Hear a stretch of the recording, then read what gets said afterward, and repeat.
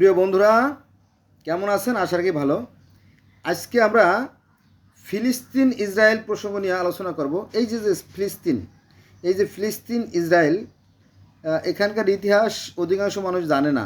হ্যাঁ, তো এই ফিলিস্তিনের যে করুণ দশা বা ইসরায়েলের যে করুণ দশা, এটি নিয়ে আলোচনা করার আগে দু একটা কথা বলতেই হয়। যেমন মক্কা ঘর নিয়ে আছে জটিলতা। বিভিন্ন জনে দাবি করে আমাদের জমি, মুসলমানরা দাবি করে আমাদের নবী ইব্রাহিম করছে, হিন্দুরা দাবি করে যে আমাদের আদিদেব শিবের এটা মন্দির ছিল। তারপরে আবার জেরুজালেম নিয়েও দাবি, ইহুদিরা বলে আমাদের, খ্রিস্টানরা বলে আমাদের, মুসলমানরা বলে আমাদের। আবার আদম পাহাড় নিয়েও ইহুদিরা বলে আমাদের, খ্রিস্টানরা বলে আমাদের, বৌদ্ধরা বলে আমাদের, মুসলমানরা বলে আমাদের, তাই না? এরকম কামড়া কামড়ি করলে তো আর কুসমিন কালেও দুঃখ যাবে না, তাই না? আচ্ছা, আদম পাহাড় হচ্ছে শ্রীলঙ্কার একটা মন্দির। এটা হচ্ছে আপনার দক্ষিণ পশ্চিম শ্রীপাড়া দ্বীপের এই পাহাড় আর কি। ঠিক আছে বাবা, এটা শ্রীলঙ্কার পাহাড়, শ্রীলঙ্কায় থাক। হ্যাঁ, কিন্তু মুসলমানদের দাবি আমাদের, ইহুদির দাবি আমাদের, খ্রিস্টান দাবি আমাদের, সবার দাবি আমাদের। হিন্দুদের দাবি এটা হচ্ছে শিবের পদচিহ্ন। এই যে আদম পাহাড়, এটা হচ্ছে শিবের পদচিহ্ন। আচ্ছা, 2 নম্বরে আমরা মুসলমানরা দাবি করি এটা আদমের পদচিহ্ন। ভালো করে খেয়াল রাখেন, গন্ডগোলটা কোথায় শুরু হয়েছে দেখেন। এখানে হিন্দুরা বলতেছে এটা হচ্ছে আপনার শিবের পদচিহ্ন। এটা হচ্ছে আপনার কমপক্ষে 5,500 বছর আগের কাহিনী। আর যদি লম্বা করে ধরি তাহলে আপনার 50 লক্ষ বা 80 লক্ষ বছর আগে পৃথিবীতে সনাতন ধর্মের সৃষ্টি। এ ব্যাপারেও কেউ কেউ মত দিয়ে থাকে। কারণ কি জানেন? কারণ হচ্ছে এই যে পৃথিবী, আমাদের যে পৃথিবী চেনেন তো? মাইন্ড করেন না, অনেকে আবার পৃথিবী চেনেও না। এই যে একটা ডিমের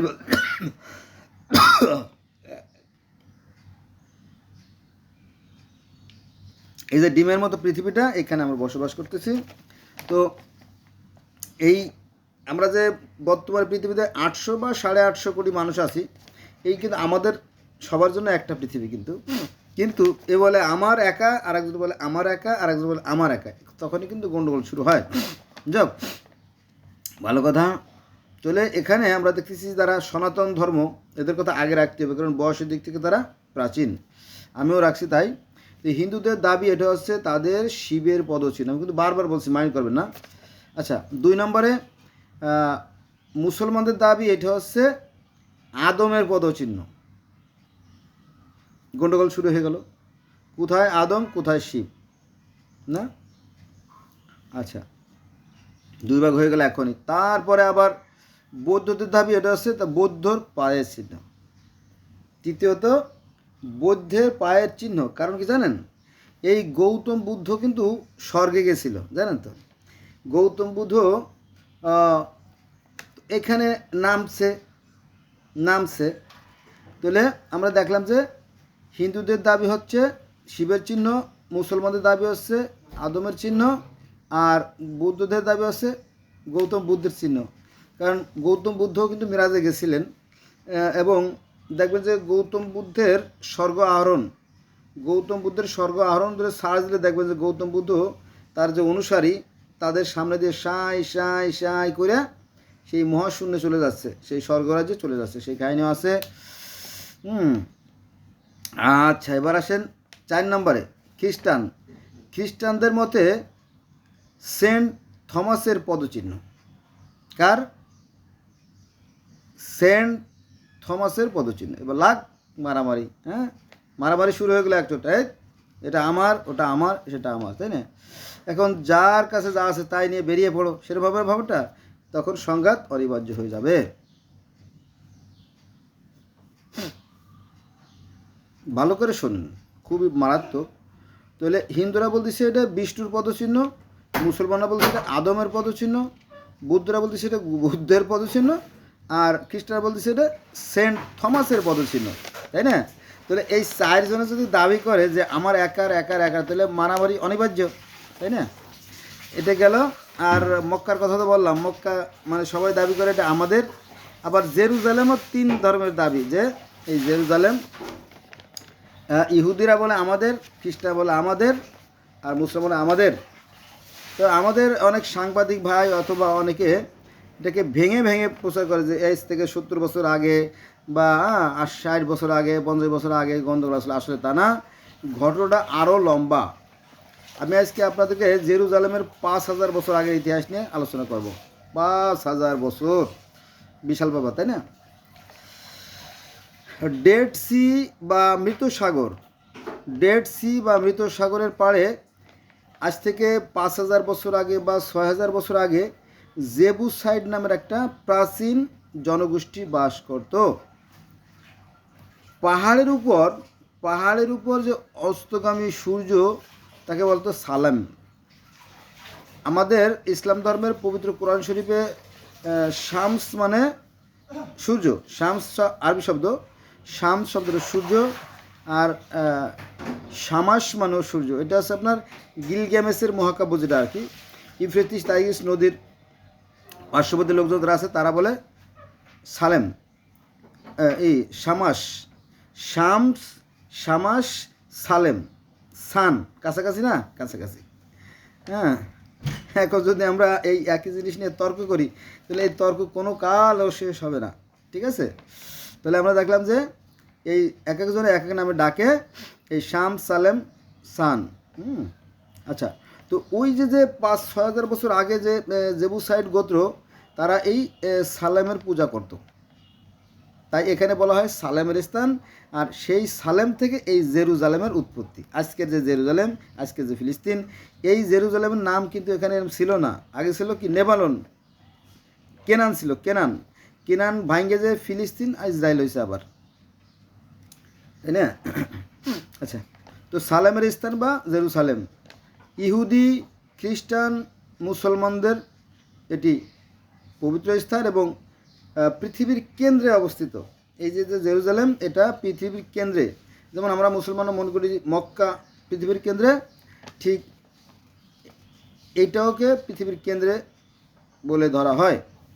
এবং 3 ধর্মের পবিত্র স্থান, অর্থাৎ দামেস্কাস যে গেটটা আছে, এই দামেস্কাস গেটটা আছে মুসলমানদের জন্য, আরেকটা গেট আছে আপনার ইহুদিদের জন্য, আরেকটা আছে খ্রিস্টানদের জন্য। 3টে আলাদা আলাদা গেট আছে আর কি। আলিয়া বা পৃথিবীর সর্বোচ্চ, আলিয়া শব্দের অর্থ, আলিয়া হচ্ছে সেই ইহুদিদের ভাষা। এই আলিয়া শব্দের অর্থ হচ্ছে পৃথিবীর সর্বোচ্চ স্থান, এই গমন বা জেরুজালেমের সে উঁচু স্থান পৃথিবীর কোথাও নেই। এই যে জেরুজালেমটা, এটাকে মনে হয় পৃথিবীর সবচেয়ে উঁচু স্থান এবং পৃথিবীর কেন্দ্রে অবস্থিত। আচ্ছা, এবার আসেন খ্রিস্টানদের বিশ্বাস, যিশুর মৃত্যুর 3 দিন পরে জীবিত হয়ে ওঠে। ওই যে যিশু আলাইহিস মারা যাওয়ার পরে ওকে কবর দেওয়া হয়, পরে 3 দিন পরে লাশ গায়েব হয়ে যায়, ঠিক আছে? তো তাদের দাবি 3 দিন পরে তিনি জীবিত হন এবং অনেকের সাথে দেখা করে পরে তিনি স্বর্গে চলে যান। তাই প্রতি বছর ওই দিনকে, ওই যে নির্দিষ্ট দিনে মৃত্যু থেকে জীবিত হয়ে উঠছিল, সেই নির্দিষ্ট দিনটাকে বলা হয় ইস্টার দিবস, এবং এটা খ্রিস্টানরা পালন করে।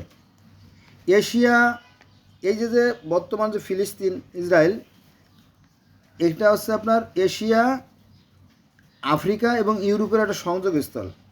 এই শহরটা অনেক আগ থেকেই সমৃদ্ধ ছিল, উন্নত ছিল।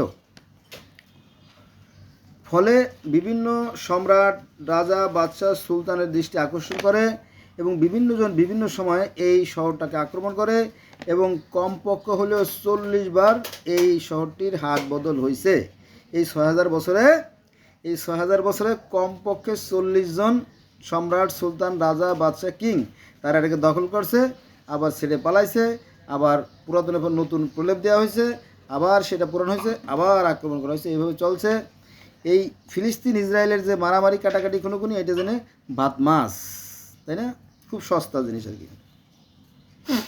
আচ্ছা, এইভাবে এই 40 বার পুরাতনের উপরে নতুনের নির্মাণ হয়েছে। পৃথিবীর সর্বপ্রাচীন লেখনীর যে সন্ধান, গোটা পৃথিবী, আমি পৃথিবী দেখাইছি এর আগে কিন্তু আপনাদের, এই যে গোটা পৃথিবীর মধ্যে সবচেয়ে প্রথম যে লিখন পদ্ধতি, সেই লিখন পদ্ধতিও পাওয়া গেছিল এই যে মৃত সাগরের পাড়ে মাটি খুঁজে। তো এটা কারা, কখন, কিভাবে লিখছিল তার কোনো নাম, গন্ধ, চিহ্ন নাই। তাহলে সেই লেখনীটা কোথায়? সেই লিখনীগুলো, সেই যে পৃথিবীর সর্বপ্রাচীনতম যে লিখনীগুলো, যে যে ট্যাবলেট বা যে প্লেট বা যে সিলেট যেটা পাওয়া গেছিল, তার পুরোটা পাওয়া যায় নাই। তো সেগুলো দিয়ে যে গ্রন্থটা লেখা হয়েছে তাকে বলা হয় পৃথিবীর সর্বপ্রাচীনতম গ্রন্থ, তাকে বলা হয় গিলগামেশের গ্রন্থ। সেই গ্রন্থটা আমার কাছে আছে, এই বান্দার কাছে আছে সেই গ্রন্থটা। আমি আপনাদেরকে গিলগামেশের কাহিনী আমি শোনাইছি, আবারও শোনাবো আল্লাহ যদি আমার বাসায় রাখে। আচ্ছা, তাহলে এই মৃত সাগরের পাড়ের মাটিতে খুঁজে পাওয়া গেছিল সেই যে প্রাচীনতম লিখনী, সেটা এখনও আছে। আচ্ছা, এবার আসেন ইহুদিদের দাবি। ইহুদিদের বিশ্বাস প্রথম সৃষ্টির সূচনা এই পাহাড়ের উপর থেকেই শুরু হয়েছিল। ওই যে প্রথম মানব, তাকে এই পাহাড়ে নামায় দেওয়া হয়েছিল, এরকম বিশ্বাস। বিশ্বাস আরও আছে যে ইব্রাহিম আলাইহিস সালাম যে তার পুত্রকে কোরবানি দেওয়ার জন্য এই পাহাড়ে নিয়ে যায়। আমরা জানি যে এই যে ইব্রাহিম আলাইহিস সালাম, এই ইব্রাহিম আলাইহিস সালাম ইহুদিদেরও ইব্রাহিম, খ্রিস্টানদেরও ইব্রাহিম, মুসলমানদেরও ইব্রাহিম, তাই না? আবার সনাতন বা হিন্দু ধর্মের প্রহ্লাদ মহাজন, সবারই তো দাবি, তাই না? তাহলে এই ইব্রাহিম তার পুত্রকে কোরবানি দেওয়ার জন্য এই পাহাড়ে, অর্থাৎ সেই সালেম পাহাড়ে নিয়ে গেছিল। এখানে একটা পানির ঝর্ণা আছে। এই যে জেরুজালেম পাহাড়, পাহাড়ের নিচে একটা পানির ঝর্ণা রয়েছে, সেখান থেকে সারা বছর স্বচ্ছ পানি পাওয়া যায়, অর্থাৎ এ কাইন্ডস অফ জমজম। আমাদের মক্কায় যেমন জমজম আছে, ঠিক এই সালেমের পাহাড়ের পাশেও একটা জমজম আছে, এখনও আছে। সেই পানি দিয়ে তারা পবিত্র হয়ে তারা মসজিদে প্রবেশ করে। আচ্ছা, এবার আসেন এই যে যে জেবুসাইড পাহাড়টা বা সালেমের পাহাড়, এই পাহাড় থেকে গোটা শহর দেখা যায়।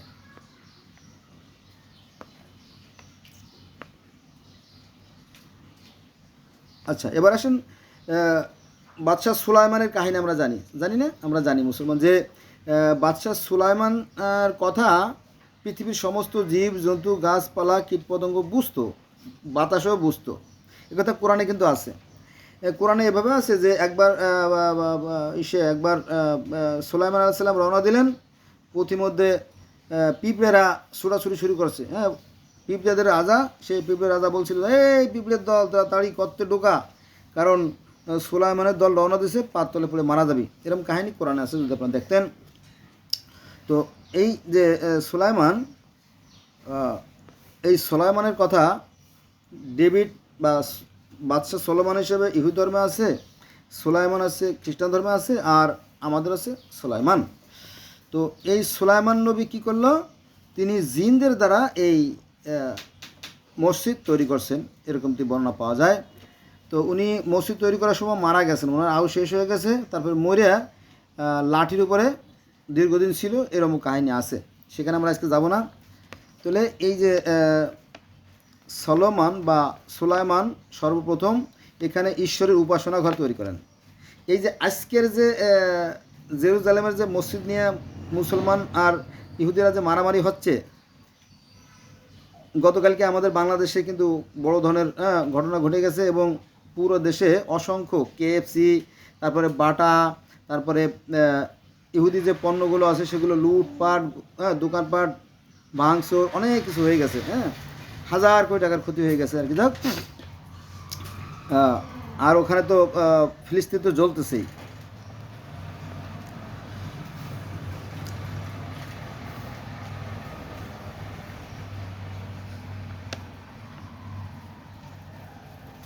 তাহলে এখানে এই যে যে সলোমন বা সুলাইমান সর্বপ্রথম এখানে একটা ঈশ্বরের উপাসনালয় নির্মাণ করেন। এটা কিন্তু সবার দাবি, এটা ইহুদিরও দাবি, খ্রিস্টানদেরও দাবি, মুসলমানদের দাবি, ঘটনা সত্য, তাই না? এবার আসেন এই যে সুলাইমান, এই সুলাইমান কি শুধুমাত্র মুসলমানদের না, ইহুদিদের না, খ্রিস্টানদের না, সবার সবার। এই সুলাইমান সবার, ইহুদিরও সুলাইমান, খ্রিস্টানদের সুলাইমান, মুসলমানদের সুলাইমান, এমনকি সনাতন ধর্মের ও এই সুলাইমান। কারণ কি জানেন, ওই যে হিন্দু মানে জেবুসাইড যারা ছিল, তারাও কিন্তু তাদের মধ্য থেকে কিন্তু একটা দল এই সুলাইমানকে নবী হিসেবে মানত, সেটা হচ্ছে এই যে শিব, শিব বা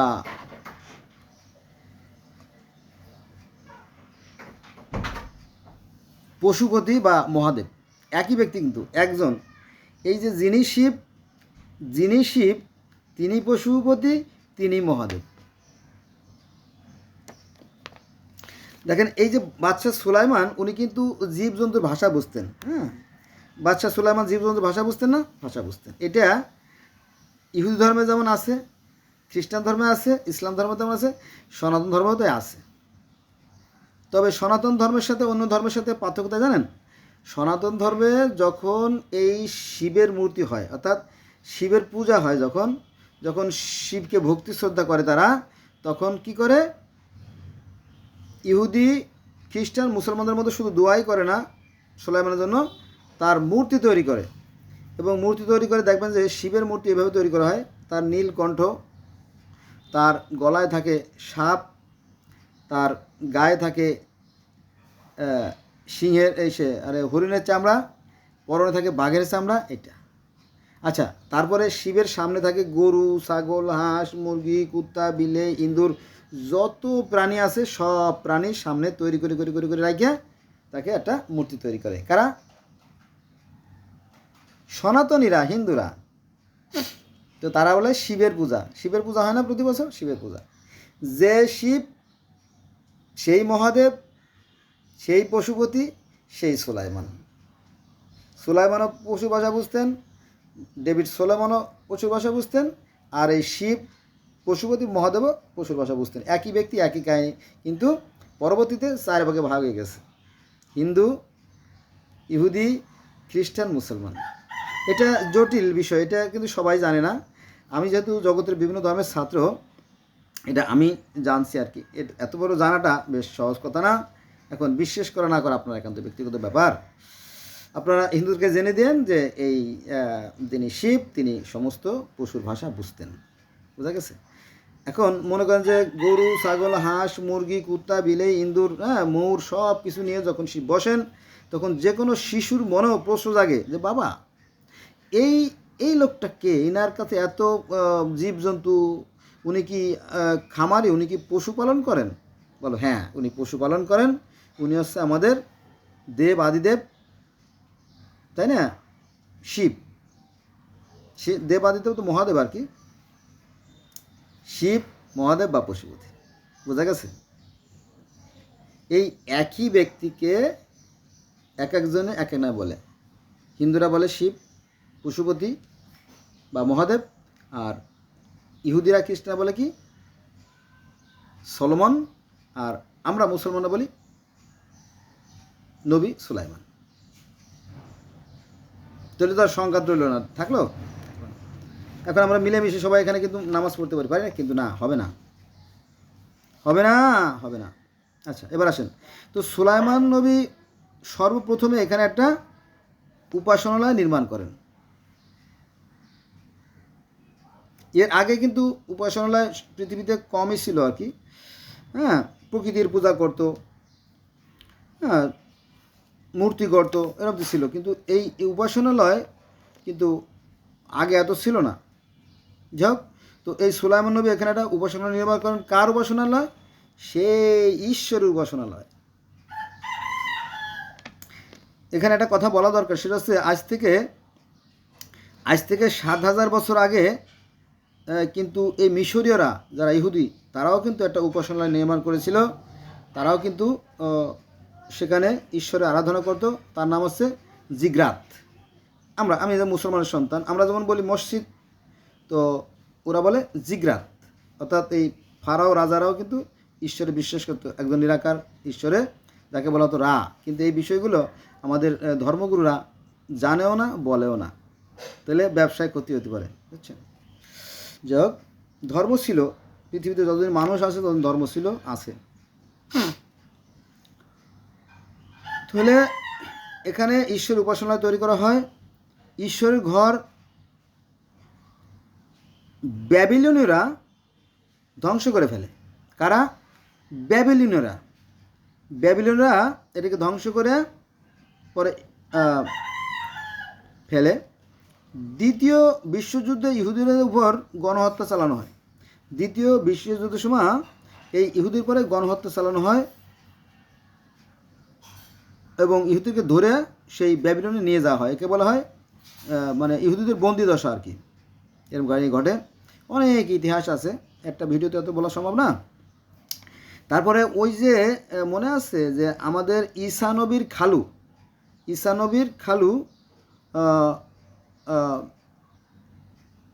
সরি, ইসু নবীর খালু না তো, মরিয়মের খালু নবী জাকারিয়ার নামে কিন্তু এখানে জাকারিয়ার শহর আছে।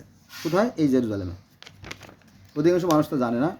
আচ্ছা যাক, তাহলে এই যে দ্বিতীয় বিশ্বযুদ্ধের সময় যখন মুসলমান এসে ইহুদিদেরকে যখন তাড়াই দেওয়া হলো, তখন তাদের একটা স্বাদ আল্লাহ থাকতে পারে, তাই না?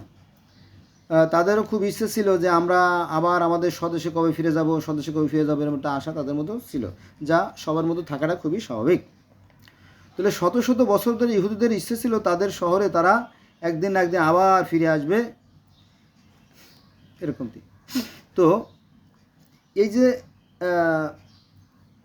কিং হেরার দ্য গ্রেট নামে একজন রাজা ছিল, তিনি কী করলেন, এখানে ওই যে বিলাপের দেওয়ালটা ওটা একটু পুনর্নির্মাণ করেন আর কি।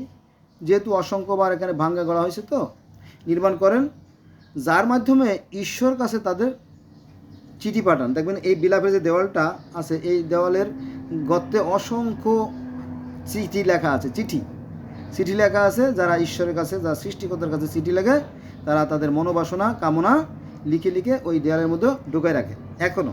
এখনো তাই করে ইহুদিরা। তো রোমান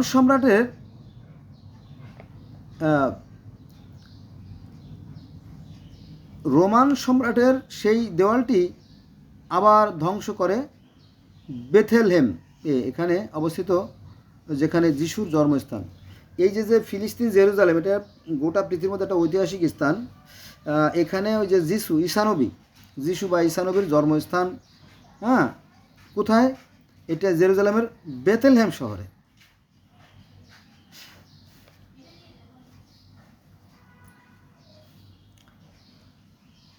আচ্ছা, শুধু এখানেই শেষ না, যিশুর মৃত্যু স্থান জেরুজালেমে। যিশুকে যেখানে হত্যা করা হয়, ঈসানবীকে যেখানে হত্যা করা হয়, তো সেই মৃত্যুর স্থানও এই জেরুজালেমে। তারপরে যিশুকে যে স্থান থেকে ধরে নিয়ে হত্যা করা হয়, সেই যে বাগান থেকে, সেই বাগানটাও এই জেরুজালেমে অবস্থিত। ঠিক আছে, সব ইতিহাস এখানে। ওই যে বললাম যে আজ থেকে ৬,০০০ বছর আগের ইতিহাস, তাই না? কত চড়াই উতরাই, কত ভাঙ্গা গড়ার ইতিহাস যে এখানে আছে, সেটা বলে শেষ করা যাবে না, অন্তত একটা ভিডিও তো যাবেই না। আর যাদের 14 পুরুষ, যাদের বিগত পিছনে 14 শত বছর পুরুষের যে ভিটে মাটি, সেটা কি মানুষ ভোলা যায় না।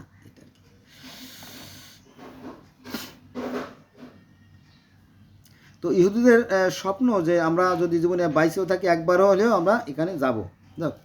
তারপরে যখন এই জেরুজালেম থেকে ইহুদিদেরকে তাড়াই দেওয়া হয়, তারপরে তারা পৃথিবীর বিভিন্ন প্রান্তে ভবঘুরের মধ্যে ঘুরে বেড়ায়। হ্যাঁ, তারপরে এক সময় তারা কি করে, জাতিসংঘের কাছে নালিশ করে, দেখেন আমরা আমাদের পূর্বপুরুষ আজ থেকে ৬,০০০ বছর আগে, ৭,০০০ বছর আগে, ১০,০০০ বছর আগে, ২০,০০০ বছর আগে, ২০ লক্ষ বছর আগে তো এখানে বসবাস করতো, অথচ আমাদেরকে ভিটে মাটি ছাড়া করছে কারা? এই মুসলমানরা।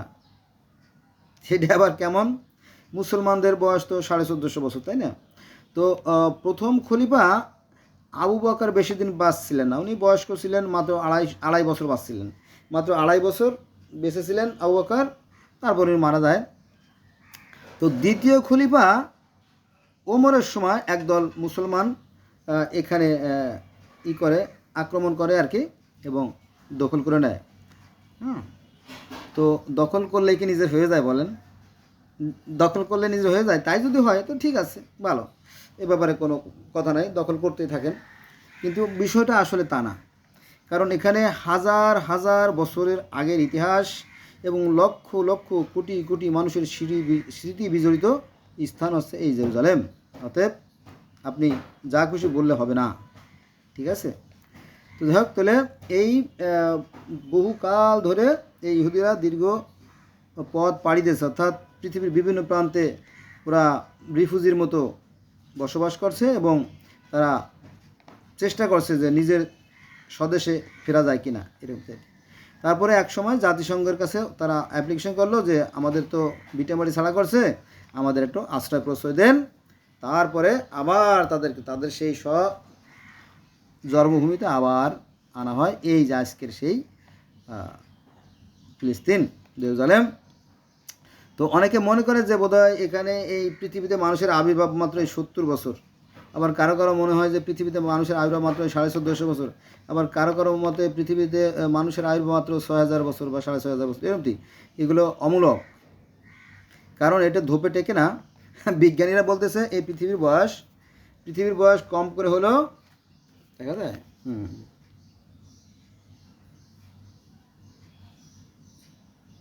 এই পৃথিবীর বয়স 460 কোটি বছর। পৃথিবীতে জীবের আবির্ভাব 20 লক্ষ, 80 লক্ষ বছর। পৃথিবীর বয়স 460 কোটি বছর, পৃথিবীতে প্রাণের আবির্ভাব 80 লক্ষ বছর, আর পৃথিবীতে মানুষের আগমন 20 লক্ষ বছর। এই প্রশ্নের উত্তর আপনি কিভাবে দেবেন, কিভাবে মিলাবেন, এটা আমি জানি না, এত আমি পণ্ডিত আমি নই। তো আমি যতটুকু জানি ততটুকু বললাম, এটা কি বিষয়, এই হলো বিষয়। কারণ আমি আগে বলছি যে এই যে জেরুজালেমটা, আমি একই কথা বারবার বলছি, মাইন্ড করবেন না, এই জেরুজালেমটাই ছিল হিন্দুদের মানে যারা সনাতনী তাদের। ওই যে বললাম না, জেবুসাইডটা সে সূর্যের পূজা করতো, মূর্তি পূজা করতো, এরকম ছিল আর কি। পরবর্তীতে ইব্রাহিম নবী যখন আসলো, ইব্রাহিম এসে বলল যে এই সমস্ত বাদ দাও, এই যে চন্দ্র সূর্য গ্রহ নক্ষত্র দিন রাত জোয়ার ভাটা দিতে সব কিছুর পিছনে একটা কেন্দ্রীয় শক্তি আছে, আমরা সেই সৃষ্টিকর্তার আরাধনা করব। তখন এক আল্লাহর আরাধনা শুরু হলো। এখানে হিন্দুদের মধ্যে একটা দল আছে যারা এক আল্লাহ বিশ্বাস করে, তারা আছে ব্রাহ্ম সমাজ, তারা সেই নিরাকার সৃষ্টিকর্তা বিশ্বাস করে এবং বেদে গীতায় দেখবেন যে মূর্তি পূজা নাই, তারাও সেই একই সৃষ্টিকর্তাকে মানে, তাই না? ব্রহ্মা একং দ্বিতীয় নাস্তি, সৃষ্টিকর্তার মধ্যে একজনই, দ্বিতীয় কেউ নেই, তাই না? তো একই তো কথা। তাহলে সমস্যা কোথায়? সমস্যা আছে আমাদের ভিতরে, আমরা গণ্ডগোল বাধাই, আমরা গণ্ডগোল ছাড়াই। এই জন্য এটা ছিল হিন্দুদের বা সনাতনীদের। পরবর্তীতে এটা আসছে পার্সিদের ক্ষমতায়, পারস্য অর্থাৎ পার্সি ধর্ম বা জরথ্রুজ বা জর্জটানিজম যে ধর্ম, তাদের জেবুসাইড থেকে আসলো পার্সি থেকে আসলো ইহুদিদের, ইহুদি থেকে আসলো খ্রিস্টান থেকে আসলো মুসলমানদের। তার মানে এটাই কিন্তু সবার, পৃথিবীতে যারা আমরা আছি সবার, এটা নিয়ে মারামারি করা যাবে না।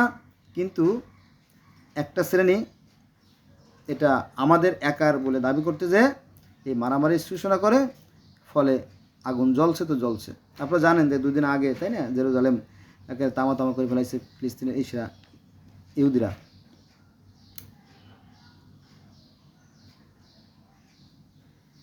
এবার আসেন, নবী মুহাম্মদ সাল্লাল্লাহু আলাইহি সাল্লাম এক রাতে এখান থেকে মেরাজে গিয়েছিলেন। এটা আছে পবিত্র কোরআন শরীফের 17 নম্বর সূরা বনী ইসরাইলের 1 নম্বর আয়াতে। পবিত্র কোরআন শরীফের 17 নম্বর সূরা বনী ইসরাইলের 1 নম্বর আয়াতে আছে যে নবী মেরাজে গেছিলেন। তুলে দেখেন এখানে কিন্তু অনেক স্মৃতি বিজড়িত, তাই না? প্রথমে ছিল জেবুসাইড থেকে ছিল পার্সিয়ান থেকে আসলো ইহুদি, তারপরে আসলো খ্রিস্টান, তারপরে আমাদের নবী মুহাম্মদ সাল্লাল্লাহু আলাইহি ওয়াসাল্লাম, তাই না?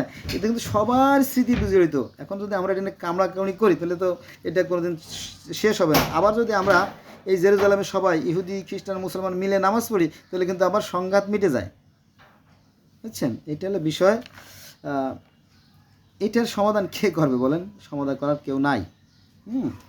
তাহলে আমরা যেটা আগেই বলছিলাম যে দেখেন যে আদম পাহাড়কে কারা, হিন্দুরা বলতেছে এটা আছে শিবের পদচিহ্ন, মুসলমানরা বলে আদমের পদচিহ্ন, বৌদ্ধরা বলে বৌদ্ধের পদচিহ্ন, আর খ্রিস্টানরা বলে সেন্ট থমাসের পদচিহ্ন, তাই না? তাহলে আমরা যদি এটা কামড়ি করি তাহলে কিন্তু সংঘাত চিরকাল থেকে যাবে। হ্যাঁ, আর যদি সংঘাত না চাই যে না ঠিকই আছে, আমাদের আদি পিতাকে আমরা এক একজনে এক এক নামে ডাকি, তাহলে ঠিক আছে। যদি সমাধান চান তাও এখানে আছে, আর যদি সমাধান না চান তাহলে তো সংঘাত অনিবার্য। বোঝা গেছে বিষয়টা? এটা আর কি। তাহলে জেবুসাইট ধর্মের লোকেরা যে পাথরকে কেন্দ্র করে পূজা করত, ওই যে মনে আছে আমি যখন বলতেছিলাম যে আজকে জেরুজালেমের 6000 বছর আগের ইতিহাস নিয়ে আলোচনা করব। তো জেবুসাইট ধর্মের লোকেরা যে পাথরকে কেন্দ্র করে পূজা করত, আজও সেই পাথর সেখানেই আছে। মাঝখান থেকে লক্ষ লক্ষ মানুষের প্রাণ বিনাশ হয়ে গেছে এই যুদ্ধের কারণে। আজকে যে আমি কথা বলতেছি, আজকে হচ্ছে আপনার 8 তারিখ, 8/4/2025 সাল। এই তো গতকাল পরশু দেখলাম যে জেরুজালেম পুড়াইয়া তামা তামা করে ফেলছে, তাই না?